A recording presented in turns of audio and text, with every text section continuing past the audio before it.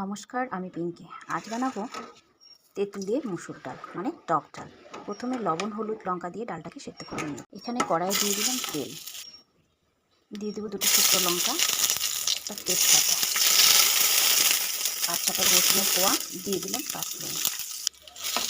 এটা দিয়ে দেবো ডাল। এখানে আগে তেঁতুল গুলিয়ে রেখেছিলাম, এবার ডালে দিয়ে দেবো। 1 চামচ চিনি। এবার ডালটা আটে গেলে নামিয়ে নেব। তারপর কড়াইয়ে দিয়ে দিলাম তেল, দিয়ে দিলাম একটা চেরা কাঁচা লঙ্কা, শুকনো লঙ্কা। এবার দিয়ে দেবো সর্ষে শাক, দিয়ে দিলাম লবণ, সামান্য একটা হলুদ, দিব একটা ছোট লেবু পাতা, দিয়ে এবার শাকটাকে ঢেকে দেবো কিছুক্ষণের জন্য। শাকের জলটা আমার শুকিয়ে গেছে। এবার দিয়ে দেবো সামান্য তেল, দিয়ে আরেকটু ভেজে নামিয়ে নেব।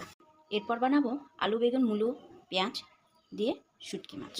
কড়াইয়ে দিয়ে দিলাম লবণ, সামান্য হলুদ, শুটকি মাছগুলোকে ভেজে নেব।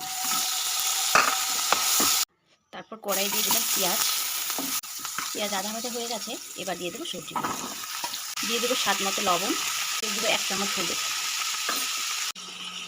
এবার দিয়ে দেবো মাছগুলো। এখানে আমি 2 চামচ জিরে পাউডার, 2 চামচ ধনে পাউডার দিয়ে একটু জল দিয়ে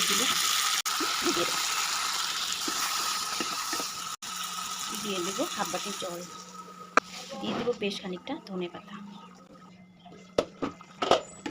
দেখি আলু শুটকি সব ভালোভাবে সেদ্ধ হয়ে গেছে। এবার আমি নামিয়ে নেব।